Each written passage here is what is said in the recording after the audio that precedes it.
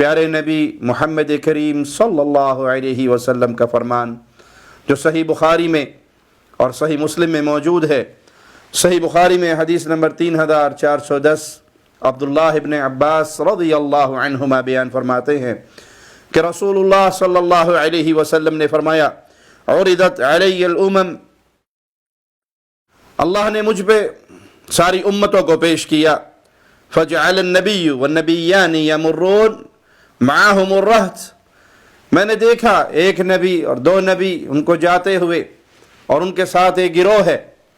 والنبی لیس معاہ احد، اور بعض ایسے نبیوں کو بھی دیکھا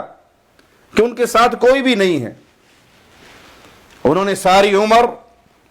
اللہ کا پیغام پہنچانے میں صرف کر دی، لیکن کوئی ایک بندہ ان کے پر ایمان نہیں لے کر آیا، کوئی ایک ان کا ساتھی نہیں بنا۔ میں یہاں رک کے اپنے بھائیوں سے سوال کرتا ہوں کہ اس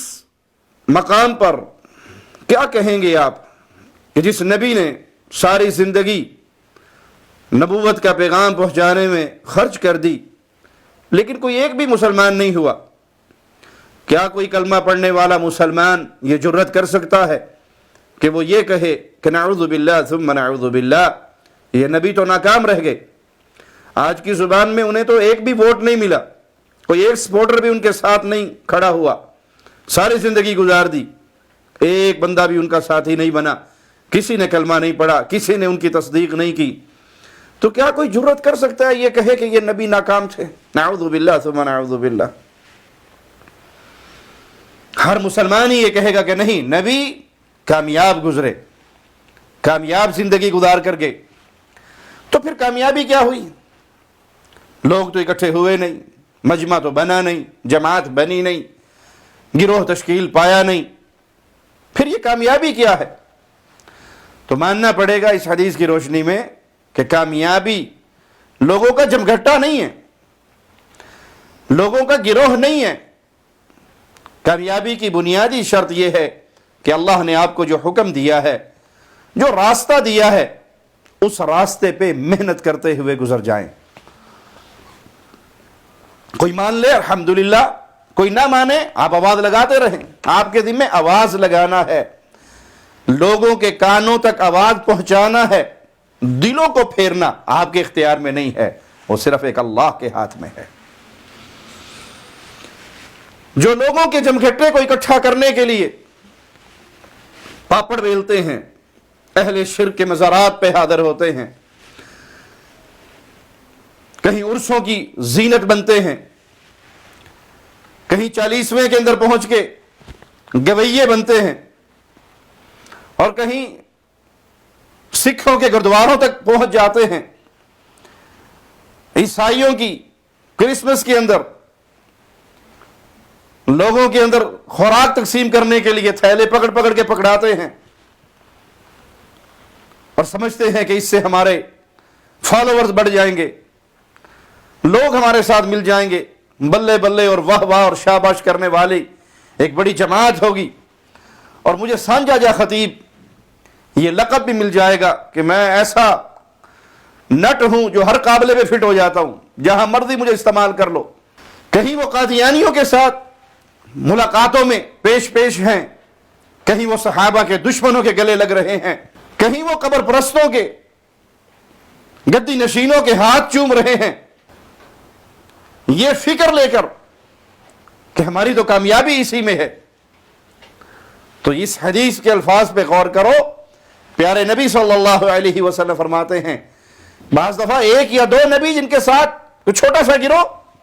اور کوئی نبی ایسے بھی ہوں گے جن کے ساتھ کوئی بندہ نہیں ہوگا۔ اب یہ نہیں ناکام کہنے والا مسلمان تو ہو نہیں سکتا، ماننا پڑے گا یہ کامیاب ہے۔ بندے کو اکٹھے ہوئے نہیں تو ماننا پڑے گا بندوں کا اکٹھا ہو جانا کامیابی کی دلیل نہیں ہے۔ کامیابی کی دلیل وہ راستہ پکڑے رکھنا جس پہ اللہ نے چلنے کا حکم دیا، کوئی مان لے فبیہا، کوئی نہیں مانتا اس کی مرضی ہے۔ تو اس منہج کو زندہ رکھیے، اس منہج کو مرنے نہ دے، اس فکر کو دفن نہ ہونے دے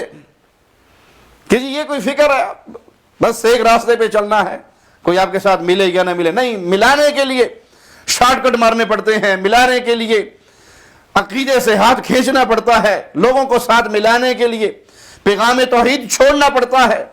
لوگوں کو ساتھ ملانے کے لیے ان کے تیجے، ساتویں، 40ویں قل اور برسییں، ان کی شبراتیں اور میلے، ان کی شب براتوں کے پروگراموں میں شامل ہونا پڑتا ہے، ان کے عرسوں پہ جانا پڑتا ہے، تبھی تو ایک ایک کلپ کئی ملین لوگ دیکھتے ہیں۔ وہ ملین لوگ دیکھتے اس لیے ہیں کہ توحید کی بات ہی نہیں ہے، عقیدے کی بات ہی نہیں ہے، پیارے نبی صلی اللہ علیہ وسلم کی سنت اور آپ کی فرما برداری کی بات ہی نہیں ہے۔ یوں اگر آپ نے ویوز ہی دیکھنے ہیں، فالوورز کو ہی دیکھنا ہے، تو کنجریوں کے فالوورز آپ سے زیادہ ہیں،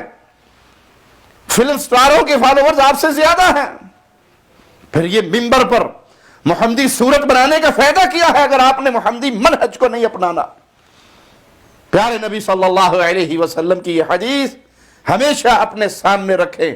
اور اس منہج پہ زندہ رہیں جس منہج پر آپ کو محمد رسول اللہ صلی اللہ علیہ وسلم نے چلنے کا حکم دیا،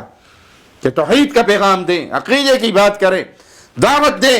لوگوں کو پیارے نبی صلی اللہ علیہ وسلم کی فرما برداری کی، اور کتاب و سنت کے ان دلائل کو کھل کر بیان کریں۔ کوئی مان لے تو اللہ کا شکر ہے، کوئی نہ مانے آپ نے حق ادا کر دیا، آپ نے اس منبر کا حق ادا کر دیا جس پر بیٹھ کر آپ اپنے آپ کو پیارے نبی صلی اللہ علیہ وسلم اور پیارے نبی کے پیارے صحابہ کا وارث کہتے ہو۔ اس کا حق یہ ہے کہ توحید و سنت کا پیغام آپ کی زبان سے نشر ہوتا رہے۔ آپ کی شان شوکتوں